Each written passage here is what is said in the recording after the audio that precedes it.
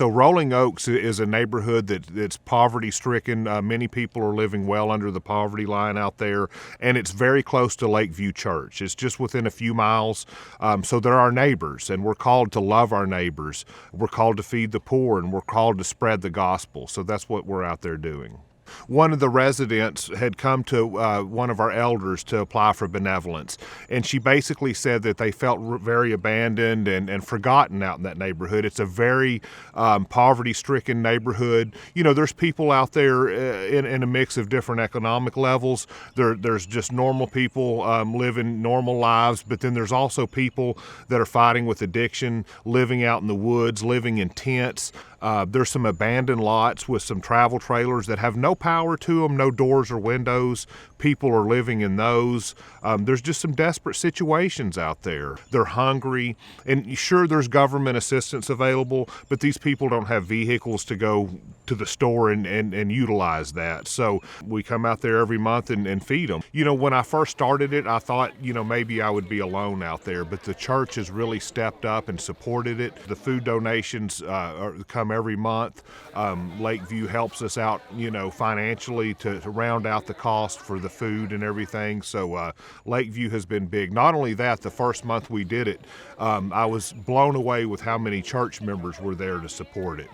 We do it the first Sunday of the month. So leading up to that, every week the members of Lakeview Church, they bring what they can. They bring canned goods, all kinds of non-perishable foods, and they put it in a donation box. And then on the day of, we all gather together after the service, and we come together and bag all of the food up.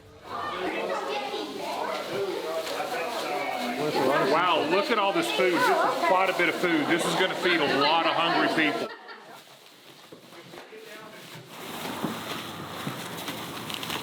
Loaded it up in the trailer, and then a few hours later we arrive at Rolling Oaks.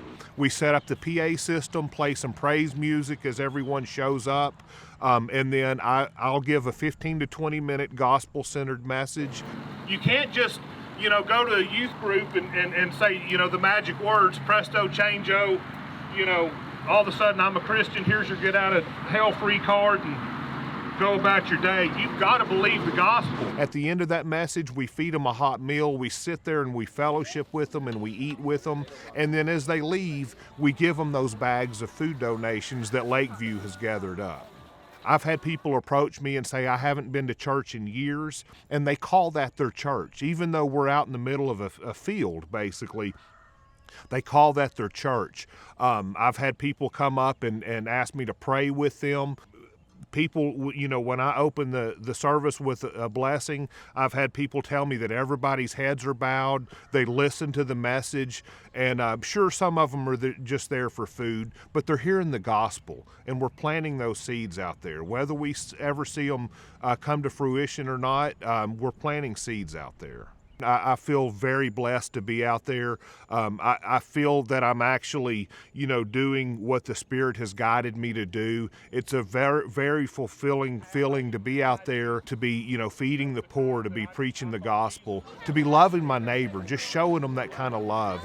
And I'm blessed just as much by it as anybody. There's many ways that people can help this ministry.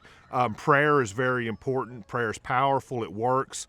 It's worked in this ministry. Also, people can donate food items. We ask people that donate food items, pretend like you're out backpacking, you have nothing, you don't have a kitchen to prepare food in. What would you enjoy eating? Get things that you would enjoy to eat. We love help bagging up the food after the service at Lakeview. We would love for people to come out at Rolling Oaks while we have this service. Handing somebody a bag of food not only blesses them, but it blesses you. You know you're doing the Lord's work.